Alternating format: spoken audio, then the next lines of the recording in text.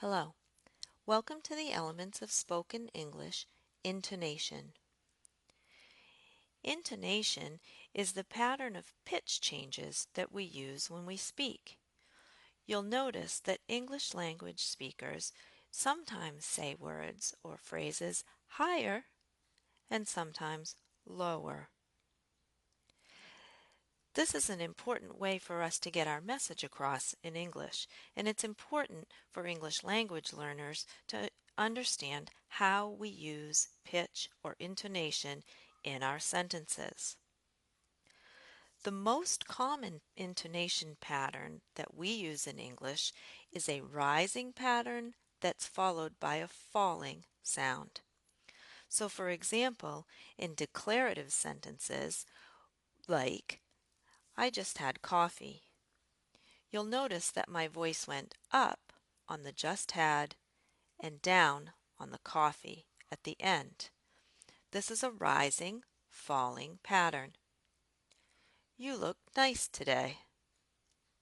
Those are declarative sentences, and they use a rising and then a falling pattern. We also use that rising, falling pattern for commands when we're telling someone what we want them to do. Go get my purse. Give her $1. So again, a command uses a rising pattern followed by a falling intonation. Another place we use the rising falling is in questions that start with who, what, when, where, why, or how. How do you know her? What time will he go? While rising and then falling is our most common intonation pattern, there are other patterns too. For example, we would use a rising intonation with a yes-no question.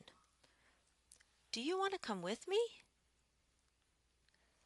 Does he want an apple? So for a question where I'm looking for a yes or no answer, I'm ending with a higher tone than I started with. Another place we would use a rising intonation is to express doubt. So if I think that my daughter went to work, but someone tells me she went to school, I might then say, she went to school? So it's a statement, but I'm wondering if it's true, and so I use my tone to rise at the end, as if I'm asking a question. Some sentences get more complex, and so there will be some combination of rising and falling within the sentence. One example of this is when I'm giving a list of items. I like bananas, apples, peaches, and pears. In that case, every item in the list experiences a rise in tone except for the last one where I drop my tone. The drop in tone is a signal that I'm done with the sentence. This is a very important thing for English language learners to notice.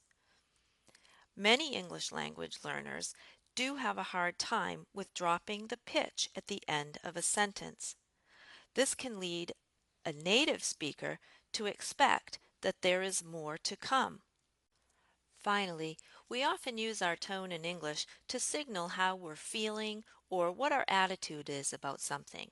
So if you ask me how I'm doing and I say, great, I'm using a higher pitch, and you know that I'm kind of happy and excited.